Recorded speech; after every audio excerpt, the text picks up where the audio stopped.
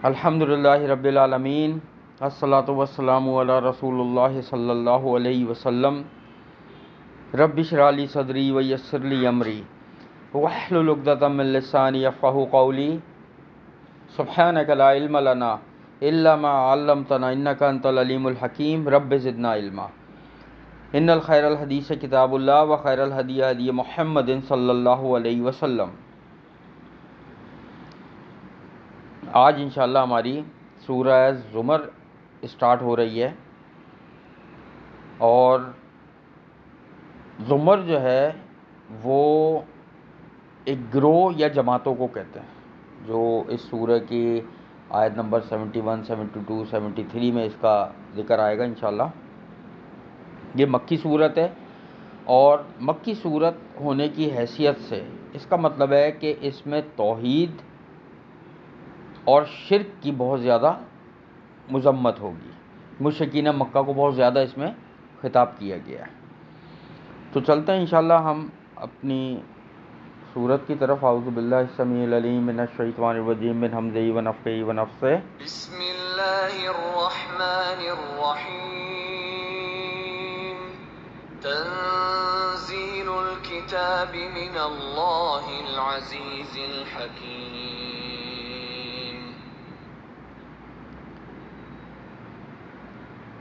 نازل کرنا کتاب کا اللہ کی طرف سے ہے جو بڑا غالب اور خوب حکمت والا ہے۔ مشرکین مکہ نے کیا الزام لگایا تھا نبی صلی اللہ علیہ وسلم پر کہ یہ کتاب انہوں نے خود گڑھی ہے، خود لکھی ہے۔ اللہ نے مشرکین مکہ کو جواب دیا کہ اس کتاب کا نازل کرنا اللہ کی طرف سے ہے، اور جو بڑا غالب اور حکمت والا ہے۔ غالب کا مطلب فل کنٹرول والا۔ کوئی چیز بھی کائنات کی اللہ کے کنٹرول سے باہر نہیں ہے۔ ایک ذرے سے لے کے، ایک بیکٹیریا سے لے کے، ایک جراثیم سے لے کے، سورج، چاند، ستارے، سمندر اور کہکشاں اور سیارے، سب کچھ، پورا سولر سسٹم، ملکی وے، گلیکسی، سب کچھ، اور خوب حکمت والا ہے۔ کس کو کیسے چلانا ہے یہ اللہ کی حکمت ہے، یہ اللہ ہی کا کام ہے کہ پوری کائنات کو اللہ کیسے چلا رہا ہے، اور بہترین طریقے سے چلا رہا ہے، اس میں کوئی خامی نہیں ہے۔ آگے چلتے ہیں انشاءاللہ۔ یہ مشرکین مکہ کے اللہ کانسیپٹ کلیئر کر رہا ہے۔ آگے چلتے ہیں۔ اِنَّا أَنزَلْنَا إِلَيْكَ الْكِتَابَ بِالْحَقِّ فَاعْبُدِ اللَّهَ مُخْلِصًا لَهُ الدِّينَ۔ اب اللہ فرما رہے ہیں بے شک ہم نے نازل کیا آپ کی طرف اس کتاب کو حق کے ساتھ۔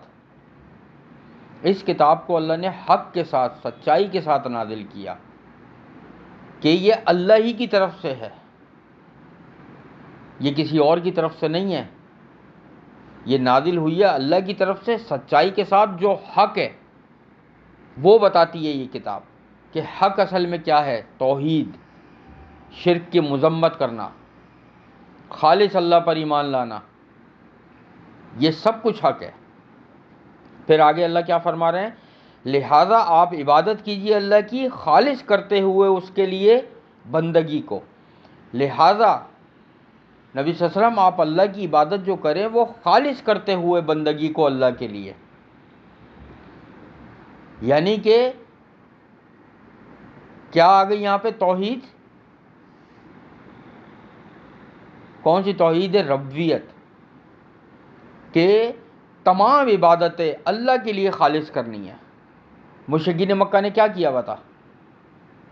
بارش کے لیے الگ بت بنایا ہوا تھا، بیماری کے لیے الگ بنایا ہوا تھا، فلاں کے لیے الگ بنایا ہوا تھا، اس کے لیے الگ بنایا ہوا تھا، ہر ایک کے لیے الگ الگ بت بنائے ہوئے تھے۔ لات، منات، عزا، نائلہ، یہ سب بتوں کے نام تھے ان کے۔ تو یہاں ان سب کا رد کیا، انکار کیا کہ اپنی ہر عبادت اللہ کے لیے خالص کریں۔ آگے چلتے ہیں انشاءاللہ۔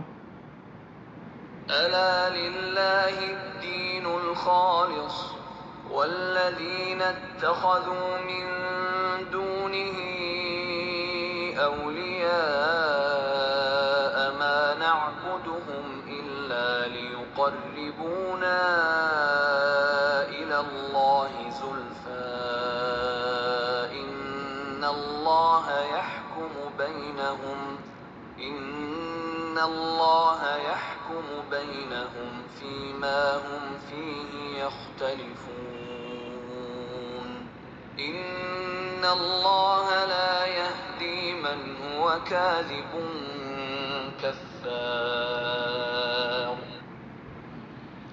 اب اللہ فرما رہے ہیں سنو اللہ ہی کے لیے ہے بندگی خالص، اور وہ لوگ جنہوں نے بنا لی اللہ کے سوا اور کارساز، اور وہ کہتے ہیں نہیں ہم عبادت کرتے ان کی مگر اس لیے کہ وہ قریب کر دیں ہمیں اللہ کے زیادہ قریب کرنا۔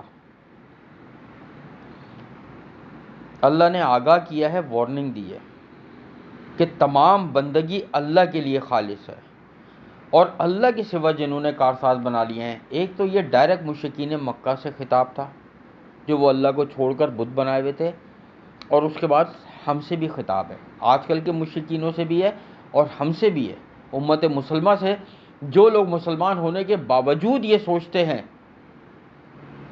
کہ فلاں پیر فقیر ولی بزرگ داتا یا کوئی اور جتنے بھی پہنچے ہوئے یہ کچھ مشکل کشاں ہیں یا تکلیف یا بیماری دور کر سکتے ہیں یا دعا کو سن سکتے ہیں، یہ بدترین شرک ہے۔ اللہ نے وارننگ دی ہے اس میں کہ وہ کیا کہتے ہیں، یہ ہمیں اللہ کے قریب کرتے ہیں۔ دیکھو مشرکین مکہ اور آج کے مشرک کا عقیدہ ایک ہی ہے، میں بتاتا ہوں ان کا عقیدہ جو یہاں پر بیان ہوا ہے۔ وہ کیا کہتے تھے، ان سے پوچھا جاتا تھا تم لوگ بتوں کی عبادت کیوں کرتے ہو، وہ کہتے تھے نا نا نا نا، ہم بتوں کی عبادت کب کرتے ہیں، وہ تو اوپر دینے والا ہے، بارش برسانے والا اوپر ہے، اولاد دینے والا اوپر ہے، ہم تو ان سے اس لیے مانگتے ہیں کہ یہ وسیلہ ہیں، ہماری بات یہ پہنچاتے ہیں اوپر تک، یہ اوپر تک پہنچا کے قبول کروا کے، کیونکہ ہم گنہگار ہیں تو یہ ہماری بات اوپر تک پہنچاتے ہیں اور پھر ہمیں وہ عطا کرتے ہیں چیز، یہ عطا اوپر والے کی طرف سے ہوتی ہے۔ یہ مشرکین مکہ کا عقیدہ تھا جو یہاں بیان ہو گیا، اور آج کے مسلمان کا کیا عقیدہ ہے، سیم، کہ ہم کسی داتا پیر فقیر ولی پہنچے ہوئے بزرگ سے تھوڑی مانگتے ہیں، وہ تو وسیلہ ہے، وہ ہماری بات اوپر تک پہنچاتے ہیں۔ سیم عقیدہ ہے یا نہیں ہے؟ اللہ نے وارننگ دے دی ہے یہاں پر اس آیت میں کہ سنو، یاد رکھو، وارننگ کہ اپنی بندگی کو اللہ کے لیے خالص کرو۔ مشرکین مکہ بھی یہی کہتے تھے کہ وہ ہمیں قریب کر دیں گے اللہ کے زیادہ، اس وجہ سے ہم ان کے پاس جاتے ہیں۔ بے شک اللہ فیصلہ فرمائے گا ان کے درمیان ان باتوں میں جس میں وہ اختلاف کرتے تھے۔ قیامت والے دن اللہ تعالیٰ فیصلہ فرما دے گا، لیکن بات کیا ہے، میں بار بار یہ جملہ کہتا ہوں کہ جب فیصلہ ہو جائے گا اس کے بعد تھوڑی کوئی راستہ ہے، اس سے پہلے آدمی اپنے آپ کو سنوار لے، سیدھے راستے پر لے آئے۔ فیصلہ ہونے کے بعد چلو کسی کو پتہ لگ گیا، قیامت والے دن کسی مشرک کو پتہ لگ گیا وہ غلط تھا، اب اس کے بعد کوئی راستہ ہے؟ یہ تو دنیا میں چانس ہے کہ وہ سنبھال لے اپنے آپ کو۔ آگے اللہ فرما رہے ہیں بلا شبہ اللہ نہیں ہدایت کرتا اس کو کہ وہ جھوٹا ہو نہایت ناشکرا ہو۔ اللہ تعالیٰ جھوٹے اور ناشکرے کو، جو اللہ کی نعمت کی شکر گزاری نہیں کرتا یا یہ سوچتا ہے یہ مجھے کسی اور وسیلے سے ملی ہے، جو وسیلوں سے مانگتا پھرتا ہے، وہ یہ سوچتا ہے کہ یار فلاں وسیلے سے جو میں نے کیا تھا نا تو مجھے نعمت ملی، جبکہ اللہ ڈائریکٹ دینے والا ہے۔ اور جو جھوٹا ہو، جو جھوٹ بولتا ہو، اس کو کیا دین کا یا اس کا بھروسہ، جو جھوٹا ہو، جھوٹے کو اور نعمت کی ناشکری کرنے والے کو اللہ تعالیٰ سیدھی راہ پر نہیں لاتا۔ آگے چلتے ہیں انشاءاللہ۔ لو أراد الله أن يتخذ ولدا لاصطفى مما يخلق ما يشاء سبحانه هو الله الواحد القهار۔ اگر ارادہ کرتا اللہ اس کا کہ وہ بنائے کوئی اولاد تو وہ چن لیتا اس میں سے جن کو وہ تخلیق کیا اللہ نے۔ جس کو بھی وہ چاہتا۔ اللہ تعالیٰ فرما رہے ہیں کیا تھا، عیسائیوں نے حضرت نعوذ باللہ حضرت عیسیٰ علیہ السلام کو اللہ کا بیٹا بنایا، یہودیوں نے حضرت عزیر علیہ السلام کو اللہ کا بیٹا بنایا، بغیر دلیل کے، نہ ان کی کتابوں میں دلیل، نہ ان کے انبیاؤں نے یہ بات کری۔ اللہ تعالیٰ نے کیا خطاب کیا کہ اللہ کو اگر اپنا بیٹا بنانا ہوتا تو اللہ تعالیٰ اپنی مخلوق جو اللہ تعالیٰ نے جس کی خلقت کری، تخلیق کری، اللہ جس کو چاہتا چن لیتا۔ اللہ تعالیٰ نے انبیاؤں کو دنیا میں بھیجا، اللہ نے کسی سے پوچھا کس کو بنانا ہے نبی نہیں بنانا؟ نہیں، جس کو چاہا اللہ نے نبی بنا کر بھیج دیا، اور وہی فل اینڈ فائنل اور اسٹیمپ ہوا، ختم ہو گیا۔ کسی انسان کے مشورے سے اللہ تعالیٰ نے نبی کو نہیں چنا، یہ اللہ کی اپنی چوائس تھی اور جو بہترین تھی۔ تو اللہ تعالیٰ فرما رہے ہیں کہ اللہ اگر اولاد بنانا چاہتا تو اللہ جس کو چاہتا چن لیتا، لیکن وہ تو پاک ہے ان چیزوں سے، اور وہ اللہ ایک ہے جو بڑی قوتوں والا ہے۔ اللہ ان چیزوں سے پاک ہے کیسے؟ دیکھو، اولاد کے لیے ضروری کیا ہے؟ ہم جنس ہونا۔ ہم جنس ہونا ضروری ہے نا، تو اللہ کی تو کوئی ہم جنس ہے ہی نہیں۔ انسان کا ہم جنس کیا ہے؟ انسان۔ جانور کا ہم جنس کیا ہے؟ جانور۔ جنات کا ہم جنس کیا ہے؟ جنات۔ اللہ کی تو کوئی ہم جنس ہے ہی نہیں نا، تو اس کی اولاد کیسے ہو سکتی ہے؟ اور ایک اور جگہ ہم پہلے پڑھ سکتے ہیں، اللہ کی بیوی نہیں ہے کوئی، کیسے اولاد ہو سکتی ہے؟ اللہ تعالیٰ ان کو دنیا کی لاجک سے کلیئر کر رہے ہیں۔ یہ دیکھو تم، اللہ تعالیٰ اپنے معیار سے کتنا نیچے آ کر کلیئر کر رہے ہیں۔ یعنی اس بات کو سمجھو کہ ایک ڈاکٹر، MBBS کوالیفائڈ ڈاکٹر جس نے باہر سے پڑھا ہوا ہے، وہ 1 کلاس کے بچے کو اگر سائنس پڑھائے تو وہ کتنا اپنی معیار سے نیچے آ کے اس کو پڑھائے گا۔ 1 کلاس کے بچے کو کتنا نیچے آنا پڑے گا اس کو۔ تو اللہ تعالیٰ کتنا انسانوں کے لیول پر آ کر یہ بات سمجھانے کی کوشش کر رہے ہیں کہ انسانوں کو سمجھنے کے لیے آسانی ہو، کہ نہ اللہ کی بیوی ہے، نہ اس کا کوئی ہم جنس ہے، نہ اللہ کی تخلیق کسی سے ہوئی ہے، نہ اللہ سے کسی کی تخلیق ہوئی ہے۔ وہ ان سب چیزوں سے پاک ہے۔ یہ ایک ایک چیزیں میں بتا رہا ہوں۔ نہ اللہ کی کوئی اولاد ہے، نہ اللہ کا کوئی ہمسر ہے، نہ اللہ کی کوئی جنس ہے، اور نہ ہی اللہ کے نور میں سے کوئی بنا ہے۔ یہ بھی ذہن میں رکھو۔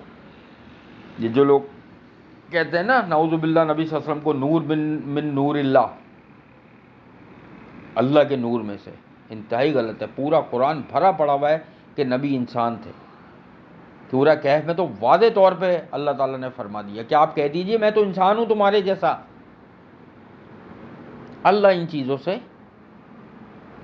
پاک ہے۔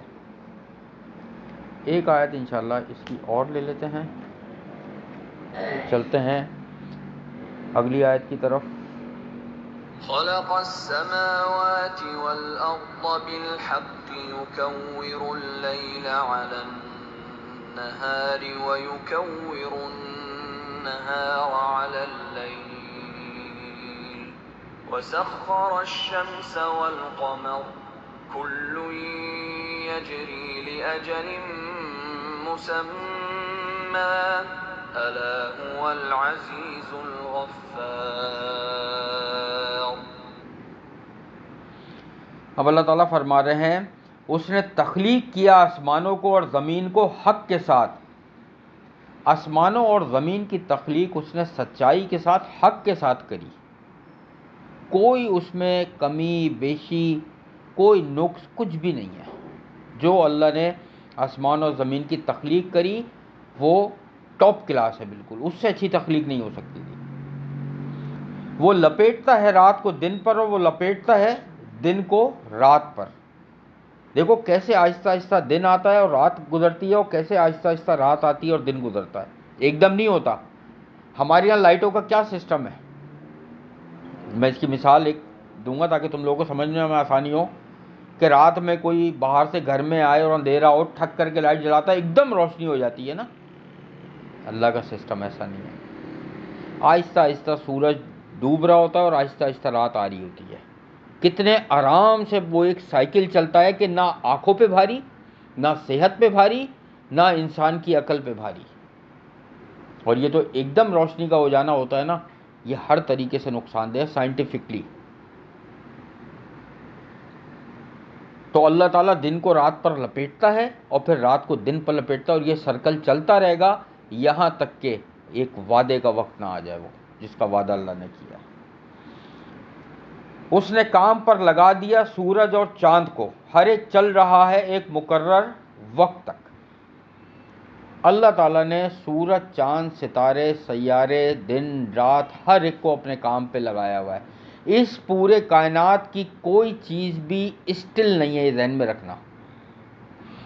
پہلے سائنس یہ کہتی تھی، اب سے 100 سال پہلے، 150 سال پہلے جو سائنسدان تھے وہ یہ کہتے تھے کہ سورج اور جتنے بھی ستارے ہیں وہ حرکت نہیں کرتے، وہ اسٹل ہے اپنی جگہ، صرف سیارے گھومتے ہیں.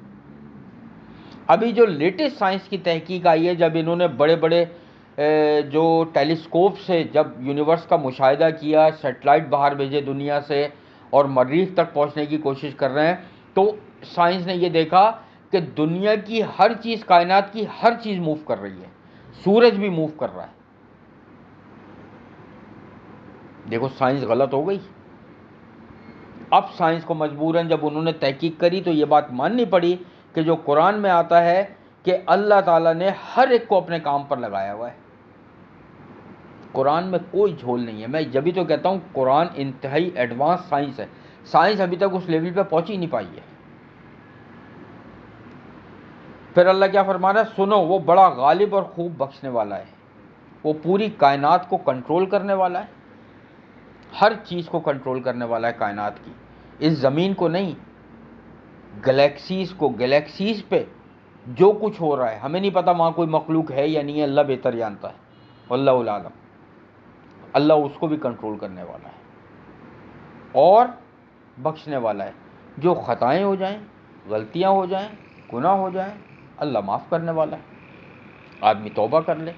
غلطیاں نہیں ہوئی کیا؟ توبہ پہ تو میں اتنا بتاتا ہوں کہ اللہ تعالیٰ تو بندے کی توبہ بڑی پسند کرتا ہے کہ انسان اللہ سے اپنے گناہوں کی توبہ کرے. دن میں 100 سے زیادہ دفعہ نبی صلی اللہ علیہ وسلم استغفار پڑھا کرتے تھے. صحابہ کرام بتاتے ہیں کہ ہم انگلیوں پہ گن لیا کرتے تھے، ایک ایک محفل میں 100 دفعہ استغفار پڑھا کرتے تھے. یہ اپنا روٹین بناؤ استغفار کا، لازمی 100 سے زیادہ دفعہ. چلتے پھرتے پڑھتا رہے آدمی، عورتیں کچن میں کام کر رہی ہیں، پڑھتی رہیں. قیامت والے دن اس شخص کے لیے نبی صلی اللہ علیہ وسلم نے خوشخبری سنائی جس کے نام اعمال میں زیادہ استغفار پایا جائے گا. کیوں؟ بہت سے ایسے گناہ ہو رہے ہیں جو نہیں یاد رہتا، آدمی نہیں توبہ کر پاتا، نہیں ذہن میں، اللہ اس استغفار کے بدلے بخش دے گا. اس کی روٹین بناؤ. آج کے لیے ہمارے لیے بہت بڑا سبق ہے یہ استغفار اور نعمت کی ناشکری، جو ہم نے پہلی آیت میں پڑھا تھا. آج کی سبق میں یہ دو چیزیں، ہر وقت اللہ کا شکر ادا کرنا اور ہر وقت اللہ سے استغفار طلب کرنا.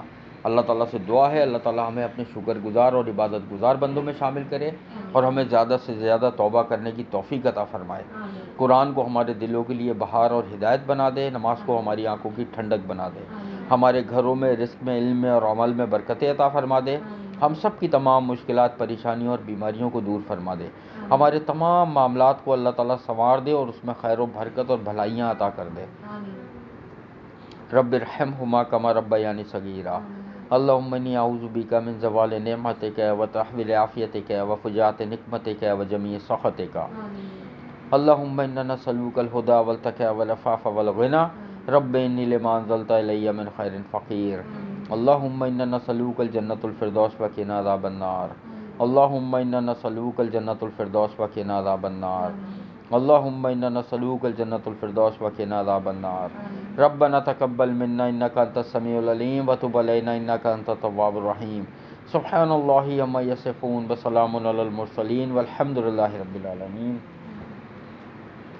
سبحانک اللہم وبحمدک نشہد ان لا الہ الا انت نستغفرک ونتوب الیک. السلام علیکم ورحمۃ اللہ وبرکاتہ.